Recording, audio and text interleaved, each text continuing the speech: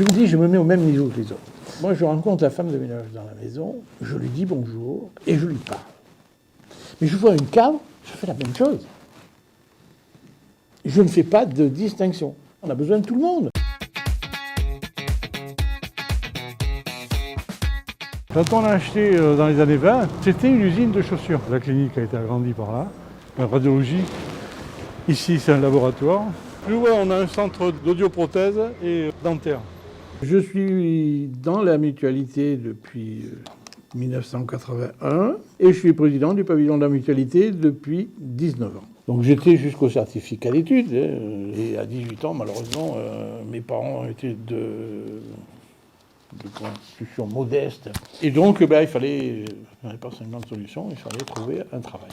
Et donc, je trouvais un travail, c'est là que j'ai commencé dans les banques. On peut être banquier, on peut avoir des idées sur les financements, sur les investissements, sur certaines choses, mais on peut avoir aussi la fibre des gens. J'ai rencontré mon épouse dans le village où je suis né. Elle était très impliquée dans la mutualité. De naissance, son père était un fervent défenseur de la mutualité et du pavillon. Donc le président de l'époque est venu me voir, puis il me dit « Ouais, mais tu comprends, tu es quand même bien placé, tu devrais pouvoir nous aider, tu devrais venir. » Je suis devenu secrétaire général. Bon, je pensais aider, si vous voulez, des gens, des amis. Et puis, on s'aperçoit qu'on peut faire beaucoup de choses. Ça prend beaucoup de temps, mais en définitive, on se rend compte qu'à la fin, on a rendu service à beaucoup de gens. Le service aux gens, ça m'a toujours passionné. Je peux aider ces gens-là. Pourquoi je ne le ferais pas ? Voilà ce que nous appelons le musée.